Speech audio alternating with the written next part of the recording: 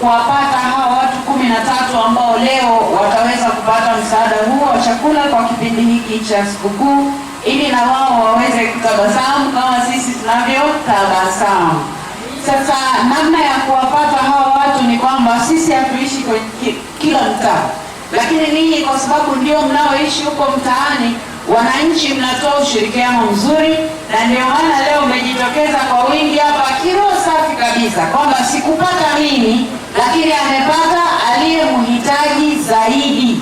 Kuna washukuru wananchi kwa ushirikiano mnaotoa kwa viongozi wetu, kwa sababu na wao wangekuwa kila wakati wanakuwa lawamani kwamba hivi mwenyekiti wa mtaa hivi mimi wao niwani, lakini yule aliyekuwa amechaguliwa wote tunakubaliana kwamba kwa kweli kwenye mtaa wetu apewe mama fulani, au kwenye mtaa wetu ipewe kaya fulani, au apewe baba fulani. Kwa hiyo nawashukuru wananchi pamoja na viongozi wetu kwa ushirikiano mzuri ambao mnaotoa. Na kama mjuavyo, amesema hapa Mheshimiwa Diwani, tulikuja kwa ajili ya zoezi la nyumba, ni kweli, na hilo zoezi litaendelea, lakini kwa sababu tunayo mitaa 60 hatutarudi hapa Ilembe hivi karibuni, itatuchukua muda kidogo, lakini tutarejea tena. Kwa hiyo tunaenda kwenye kata nyingine ili tukafanye huko nako, na kama diwani alivyosema, tunafanya hivi. Wakati mwingine watu wanasema jamani, na msaada nao vyombo vya habari ndio, ili na wewe ukatafute mfuko mmoja wa simenti, ukisikia tunajenga ulete huo mchango, ili tuwe tumeungana wote, sio jamani? Au kama hivi tumeweza kuwafikia watu 13, lakini tunafahamu kwa idadi ya watu walioko hapa Ilemi ni wengi zaidi ya hizi kaya 13, ziko kaya nyingi zaidi, lakini sasa hatujaweza kuzifikia zote. Sasa tukifanya hivi na wewe ukaona, sio lazima kila mtu umpe kama sisi tumpavyo, kwa sababu kila mtu anadaiwa kulingana na kile ambacho Mungu amemjalia. Yaani unatoa kile ulichonacho, sio ambacho huna. Kwa hivyo wewe mwingine ambaye unacho kidogo kidogo unamsaidia yule ambaye ni mhitaji aliye jirani yako. Usiseme sasa na huyu wa bodaboda msaidie wa jirani kama ana tabu hiyo. Kama hana basi welete mchango kwetu sisi ili tuikusanye pamoja tuwapelekee sisi hao wahitaji. Lakini unaweza pia kuwa huwezi kumpa chakula ili akapike mwenyewe, labda kinamtosha tu na familia yako, lakini siku hiyo mkala na familia kikabaki, mpatie jirani asilale na njaa wakati wewe hapo umelaza chakula, si ndio jamani? Kwa hiyo haya tunayafanya ili kila mmoja ajifunze kutoka kwa mwenzake, kama alivyosema Mheshimiwa Diwani, na mimi naungana naye. Lakini sasa hili la leo ni moja ambalo tumekuja kwa ajili ya hizi kaya 13 ambazo watapatiwa kila kaya mchele kilo 20, alafu watapewa na pesa kidogo kwa ajili ya kununua mboga ile siku ya sikukuu.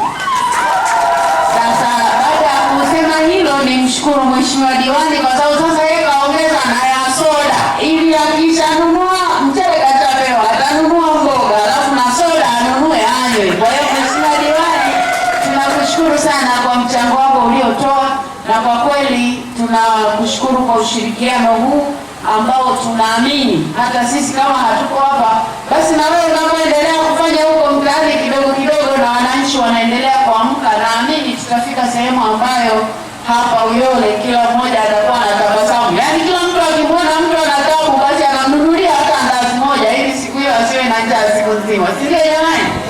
Hilo si linawezekana wana ile nieti. Uyole Uyole atabasamu. Tunatamani kila mtu atabasamu. Mbunge wenu sana atabasamu kila wakati jamani. Hajawahi kununa au vipi? Asiwepo mtu amenuna kwa ajili ya njaa. Ndugu zangu wanaelemi, kwa ajili ya jambo la kuwasaidia wale ambao wana uhitaji zaidi, na katika kata ya Ilemi tunazo kaya 13. Kwa hiyo kaya 13 ndio ambazo zitakwenda kunufaika leo. Tunatambua kwamba kata Ilemi ni kubwa na ina watu wengi ambao wana uhitaji, lakini tumeangalia wale ambao wana uhitaji zaidi ya wengine ndio ambao wamepata kipaumbele kwa leo, lakini tunaamini kadri Mwenyezi Mungu atakavyozidi kumbariki kiongozi wetu tutaendelea kuwafikia wengi zaidi.